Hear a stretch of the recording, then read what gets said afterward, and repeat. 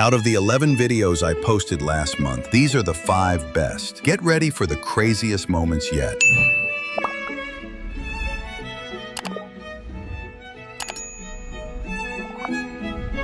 What if India controlled all of South Asia? Well, if India merged with Pakistan, Bangladesh, Nepal, Bhutan, and Sri Lanka, it would become one massive nation, a superstate dominating the region. Former countries like Pakistan, Bangladesh, and Sri Lanka would become states similar to the United States. The United South Asia would gain major advantages: long coastlines, strategic islands, and control over key Indian Ocean trade routes would make it a global powerhouse. Even after the merger, India's economy would face challenges. Billions of people, hundreds of languages, and huge cultural and religious differences would be major obstacles to unity and stability in the new nation. In 1947, when the British left India, they had to divide the land into 2 countries, India and Pakistan. But here's the shocking part. The man who drew the border, Cyril Radcliffe, had never been to India before, and he had just 5 weeks to decide. With old maps and census reports, he drew a single line, cutting through villages, rivers, even families. That one line forced 15 million people to move and sparked violence that took more than 1 million lives. A rushed decision, a single line, and it still shapes South Asia today.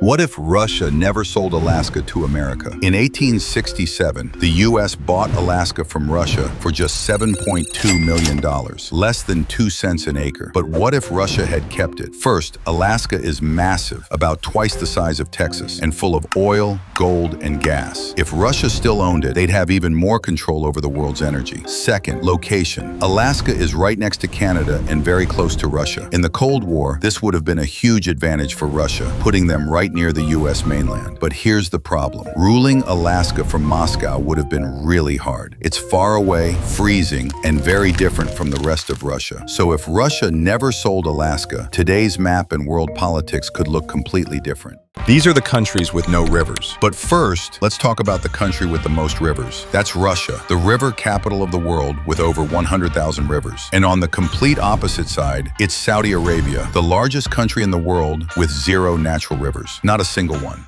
What if Africa was just one country? First, the population. With over 1.4 billion people, it would instantly be the most populated nation on Earth, even more than India or China. Now the land. Africa is massive, so big that you could fit the USA, China, India, and most of Europe inside it and still have room left. And the resources? Africa is rich in oil, diamonds, gold, and some of the world's most important minerals. If combined, this one country would control over 30% of the world's natural resources. But here's the twist: governance. With more than 50 nations today, merging them would mean uniting hundreds of languages, cultures, and governments into one. That's not easy. So, if Africa was one single country, it would have the people, the land, and the resources to become a global superpower. But whether it could truly stay united is the real question.